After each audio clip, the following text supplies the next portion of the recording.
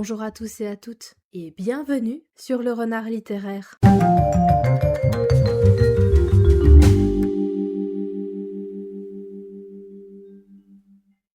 J'espère que vous allez bien. Moi, je suis absolument ravie de vous retrouver aujourd'hui pour une nouvelle vidéo dans laquelle on ne va pas parler de livres, mais plutôt d'animés, puisque on va faire le bilan des différents animés que j'ai vus cet hiver.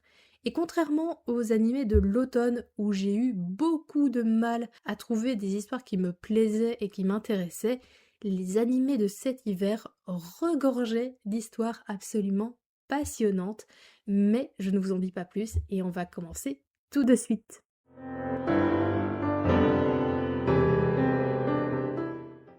Je débute cette vidéo avec un animé qui plaira aux personnes qui aiment les histoires simples et où l'accent est mis sur l'évolution des personnages, à savoir An Adventurer's Daily Grind at Age 29. Dans cet animé, nous suivons le personnage de Hajime, un aventurier qui a une vie paisible et qui passe ses journées à réaliser différentes missions pour aider les habitants du village dans lequel il vit. Néanmoins, la vie d'Hajime n'a pas toujours été aussi facile puisque son enfance en tant qu'orphelin a été solitaire et rude. Et un jour, Hajime va faire la rencontre de Ryuri, une petite fille perdue dans un donjon et qui semble avoir beaucoup de mal à venir au bout d'un slime. Hajime va donc la prendre sous son aile et l'aider à devenir une aventurière accomplie.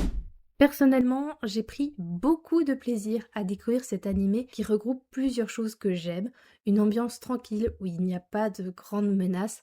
Hajime et Ryuri ne doivent pas se mesurer à un roi démon ou une toute autre créature qui voudrait détruire l'univers.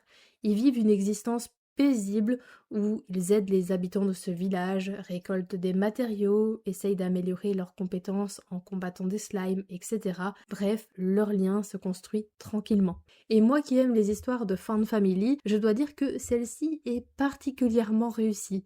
Hajime et Ryuri se sont vraiment bien trouvés et j'ai eu l'impression qu'avant de se connaître, ils semblaient un petit peu incomplets. Il faut dire que leurs caractères sont opposés, mais ils se complètent à la perfection.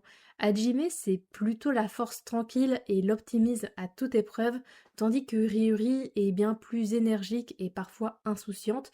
En même temps, on peut pas lui en vouloir parce que c'est encore une enfant et elle a la chance de pouvoir profiter de sa jeunesse grâce à Hajime qui lui n'a pas eu d'autre choix que de grandir beaucoup trop vite. Néanmoins, je dois vous avouer que j'ai eu un peu peur que l'animé tombe dans un registre très dérangeant et bizarre puisqu'on apprend à la fin du premier épisode que Ryuri a une capacité un petit peu particulière. Heureusement, on ne bascule pas du mauvais côté de la force et cette capacité de Ryuri reste tout à fait anecdotique. En ce qui concerne l'animation, on est sur quelque chose de très classique et de très lisse. Il n'y a aucune prise de risque, pas forcément de plan un petit peu original, mais ça m'a convenu. Bref, An Adventurer's Daily Grind at Age 29, c'est un animé très sympathique. C'est pas forcément la pépite inattendue de la saison, puisque je dois quand même avouer qu'il y a quelques clichés et que l'humour est parfois un petit peu graveleux, mais j'ai quand même pris du plaisir à découvrir le quotidien de Hajime et de Ryuri. Je poursuis avec Isekai Office Worker. Dans cet animé, nous suivons le personnage de Seiichiro, un trentenaire tout à fait lambda qui va un jour tenter de sauver une jeune fille d'un portail de téléportation. Mais cette tentative se soldera par un échec puisqu'ils seront tous les deux téléportés dans un autre monde. Alors que dans un isekai classique, le personnage principal va recevoir des pouvoirs magiques surpuissants et bénéficier d'une liberté totale, Seiichiro, lui, va demander un emploi en tant que comptable à la cour. Vous le savez, je ne suis pas forcément friand d'isekai, mais celui-ci m'intriguait parce qu'il prenait le contre-pied des isekai classiques, puisque au lieu d'explorer librement l'univers, libéré du monde du travail et de toute la pression constante que le personnage subissait, eh bien Seiichiro va faire le choix délibéré d'y retourner. Ce qui me plaît également dans cet animé-ci, c'est qu'on va éviter plein d'écueils des isekai classiques. Non, Seiichiro n'a pas des pouvoirs illimités. En réalité, on apprend assez rapidement dans l'anime qu'il est intolérant au mana et que tout l'environnement dans lequel il évolue à présent lui est hostile. Il n'y a pas non plus de harem ni de scènes gênantes au possible dans des bains publics. En plus, il n'y a pas non plus de fatalité dans cet isekai. Pour le personnage principal, il est clair et net que ce passage dans un autre monde n'est que temporaire et que pour lui, s'il a pu entrer, eh bien, il peut également en sortir. Et je pense que ça peut donner de nouveaux enjeux ou une autre dimension pour ces relations si il y a une saison 2. Et pour moi, il y aura une saison 2 parce que toute la dimension politique et complotiste qui arrive dans la dernière partie de l'anime mérite d'être vraiment plus développée. Tout comme l'histoire de certains personnages secondaires. J'aimerais en apprendre beaucoup plus sur eux, sur leurs origines et leurs motivations, et je trouve que même le personnage d'Aresh, qui est pourtant un personnage central, a une backstory un petit peu nébuleuse. On sait finalement assez peu de choses sur lui, puisque ce personnage s'est construit uniquement sur base de sa relation avec Seiichiro. C'est un peu comme si il n'existait pas avant son apparition, ce que je trouve un petit peu dommage. Et on ne va pas non plus dire que sa relation avec le comptable soit des plus saines. Il impose énormément de choses à Seiichiro sans jamais lui demander son avis ou même lui en parler en amont. Vraiment, Aresh, il le met tout le temps devant le fait accompli et il a pas l'air de se remettre en question, ce qui me gêne un petit peu. Mais hormis le comportement d'Aresh que je trouve assez énervant, j'ai apprécié cet animé. L'histoire est prenante et chaque arc pose son lot d'interrogations et de révélations. En plus, comme je le disais, on esquive beaucoup de clichés du genre et ça fait vraiment du bien. Personnellement, c'est un animé que je recommanderais à toutes les personnes qui auraient envie de découvrir un isekai qui se prend un petit peu plus au sérieux et qui sort des sentiers battus. Je continue avec un animé que je n'ai pas encore terminé puisqu'il me reste 4 épisodes à visionner au moment où j'écris cette vidéo, mais ayant vu la majorité de la première saison, je pense que mon avis ne va pas réellement évoluer, sauf si les prochains épisodes sont vraiment horribles, mais cet animé c'est Kunon the Sorcerer Kenshi. Ici, nous suivons le personnage de Kunon, un jeune noble descendant directement du héros qui a vaincu le roi démon, et je vous arrête tout de suite, il ne s'agit absolument pas d'un isekai, et ce sera d'ailleurs la seule fois qu'on parlera du roi démon. Bref, ce lignage n'est vraiment pas une bonne chose puisque les différents descendants naissent avec un handicap physique. Ils ne peuvent avoir qu'un seul bras, être sourds, etc. Et pour Kunon, vous l'aurez compris, c'est la vue qui lui manque et c'est quelque chose qui le déprime profondément. Néanmoins, il maîtrise la magie de l'eau et en s'entraînant, il va se rendre compte qu'il pourrait, grâce à cette magie, recouvrer la vue et Kunon va donc tout faire pour atteindre son objectif. Encore une fois, mon avis sera positif parce que contrairement à l'automne, j'ai l'impression qu'il y a eu énormément d'animés qualitatifs qui sont sortis et Kunon n'échappe pas à cette règle. Je trouve que c'est un bon animé, assez léger et c'était plutôt déroutant au départ parce que je m'attendais à une histoire beaucoup plus sombre, beaucoup plus implacable peut-être. Honnêtement, je sais pas du tout pourquoi j'avais ces attentes-là, parce que, en fait, rien dans l'affiche ou dans le résumé ne laissait entendre qu'il y aurait de la violence, des complots politiques, etc. Pour moi, Kunon, c'est un animé de fantaisie tranche de vie qui respire la joie et la bonne humeur, et quand on rencontre Kunon dans le premier épisode, on est quand même bien loin du personnage très enjoué et solaire. Dans ce premier épisode, notre protagoniste subit vraiment son handicap, la cécité le rend très malheureux et à cause de ça, il va s'empêcher de nouer des relations, de vivre pleinement sa vie. Il suffit de voir sa fiancée dans le premier ou dans le deuxième épisode, ça a l'air d'être une corvée pour elle de rendre visite à Kunon. Mais assez rapidement, il va comprendre qu'il peut faire de son handicap une force et qu'il peut se servir de ça pour accomplir de grandes choses, en l'occurrence créer des yeux magiques.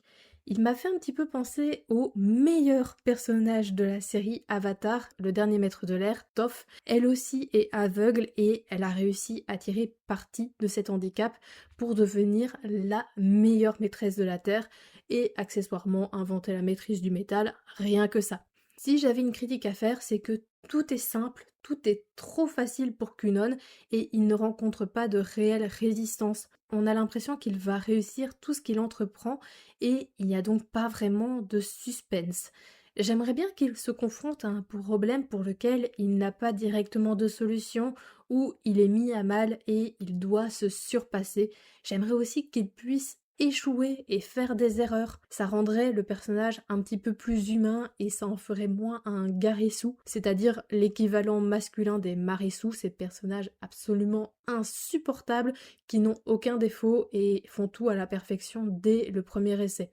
C'est clairement pas un aspect rédhibitoire parce que je me suis quand même rapidement attachée à Kunon et j'aime bien le côté jovial et un petit peu impertinent du personnage. Pour ma part, c'est un animé qui m'a clairement convaincue et je serais curieuse de voir l'évolution du personnage dans une seconde saison, si deuxième saison il y a. On passe désormais à un animé que j'avais hâte de découvrir et qui s'avère être une déception, à savoir The Casebook of Arms. C'est un animé qui est adapté du jeu vidéo éponyme dans lequel nous suivons les personnages de Lynn et Arn, deux détectives qui vont résoudre différentes enquêtes surnaturelles.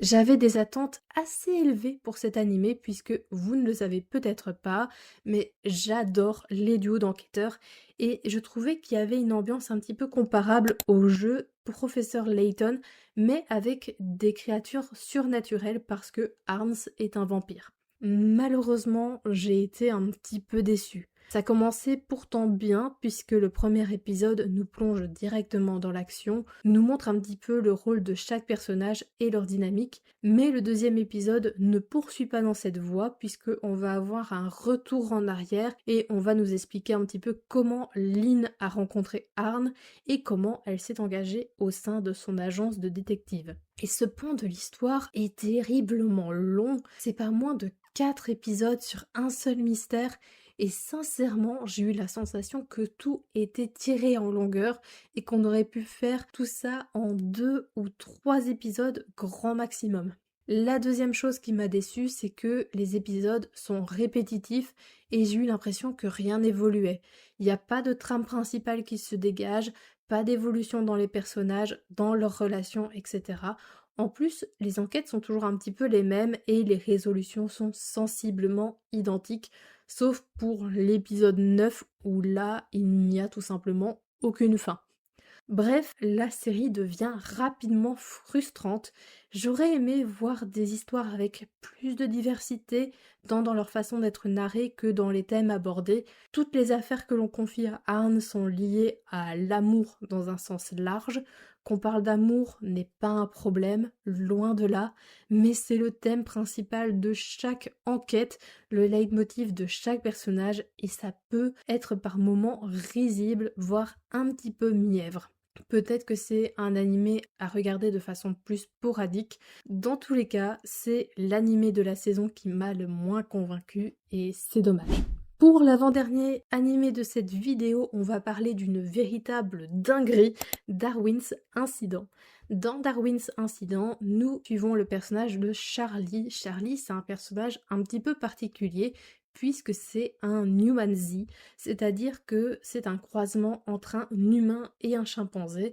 Et forcément, avec ce statut, Charlie a vécu une enfance très solitaire et ses parents adoptifs sont anxieux à l'idée qu'il puisse rentrer au lycée, d'autant plus que Charlie pourrait être utilisé comme une arme par une organisation terroriste. Darwin's Incident, c'était très clairement ma plus grosse attente de la saison. J'avais déjà eu des échos plus que positifs sur le manga et j'ai failli le lire puisque un bibliothécaire m'avait demandé de lui faire un retour, sauf qu'il y a eu un petit cafouillage dans les tomes et j'avais emprunté le deuxième tome et non le premier. Et puis en voyant que l'animé était prévu pour la saison hivernale, je me suis plutôt tournée vers ce médium, même si, soit dit en passant, je ne doute pas que le manga soit excellent. Je referme cette parenthèse pour me concentrer uniquement sur l'animé parce que j'ai pas mal de choses à vous dire sur Darwin's Incident qui a été, je crois, mon animé préféré de la saison. C'est simple, j'ai tout aimé et attendre chaque semaine pour voir l'évolution de cette histoire et le destin des différents personnages a été un véritable supplice. Je finissais chaque épisode en étant soit choquée, soit curieuse. Bref, aucun épisode ne m'a laissée indifférente. Je pense que la principale force de cet animé, c'est son histoire qui est maîtrisée à la perfection et qui n'épargne pas le spectateur. C'est sombre, par moments assez violent, mais pour autant, c'est jamais gratuit. Derrière chaque moment un peu choquant, il y a un véritable développement, un véritable acheminement logique. Et vu les différents sujets de l'animé, ça aurait été assez facile de tomber dans quelque chose de très manichéen. En vérité, tout est nuancé, tout est gris. Il y a une scène qui illustre parfaitement mon propos, c'est une discussion entre le père adoptif de Charlie et le shérif où tous les deux vont parler de leur vision du monde. Il y en a un qui est plein d'espoir et d'idéalisme, qui croit en une évolution, et l'autre qui est bien plus ancré dans le moment présent et beaucoup plus pragmatique. Et au final, les deux personnages ont raison. Bon, évidemment, je n'approuve pas les actions des antagonistes, néanmoins, même eux ont un réel développement. On sait pourquoi ils commettent toutes ces horreurs et ils se cachent pas derrière un motif du style contrôler le monde. On n'est pas dans un shonen où le pouvoir de l'amitié terrasse chaque ennemi et où le bien triomphe toujours. J'ai pas envie de vous en dévoiler davantage parce que j'ai un peu peur de trop en dire et de vous gâcher la surprise, que vous ne ressentiez pas les mêmes émotions que moi. J'ai envie que vous ayez ces mêmes sensations fortes qui m'ont traversé pendant mon visionnage. Je terminerai juste en vous disant qu'en plus, l'opening est vraiment génial. À chaque fois que je regarde un épisode, j'ai cette chanson en tête et je l'adore. Bref, Darwin's Incident, c'est une pépite et je suis trop contente de l'avoir découvert.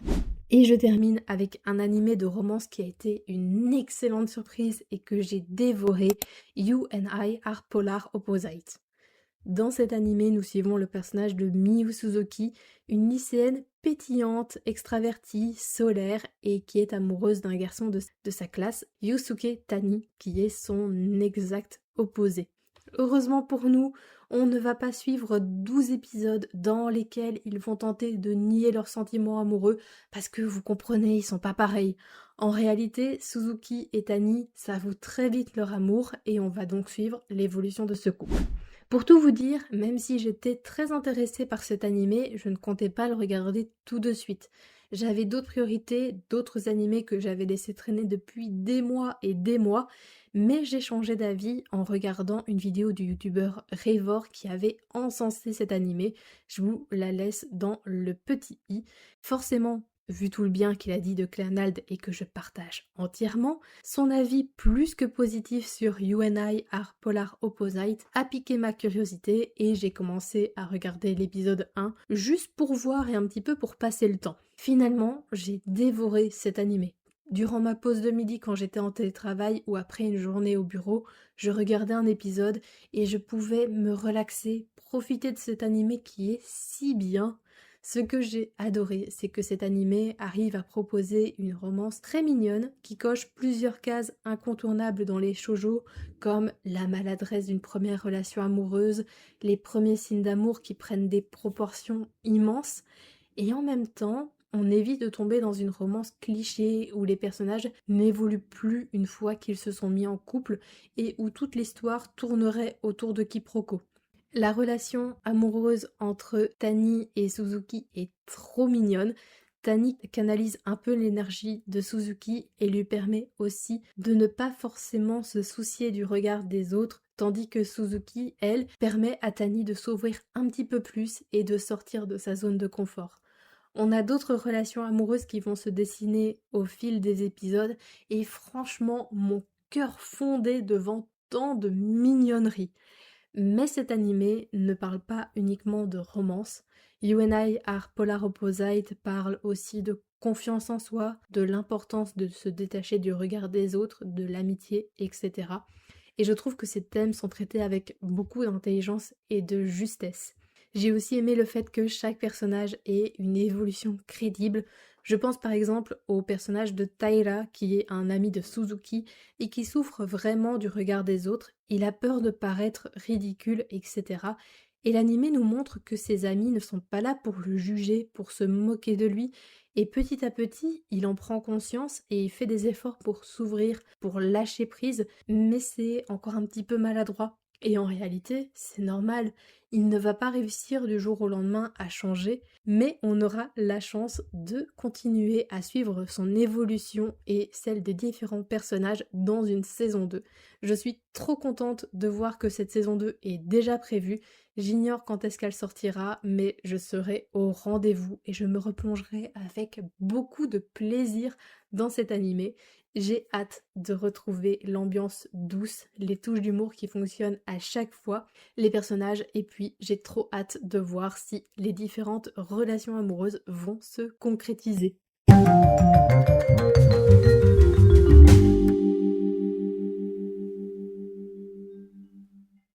Cette vidéo est désormais terminée et j'espère qu'elle vous a plu. N'hésitez pas à me dire si vous avez vu l'un de ces animés et quel est votre avis là-dessus.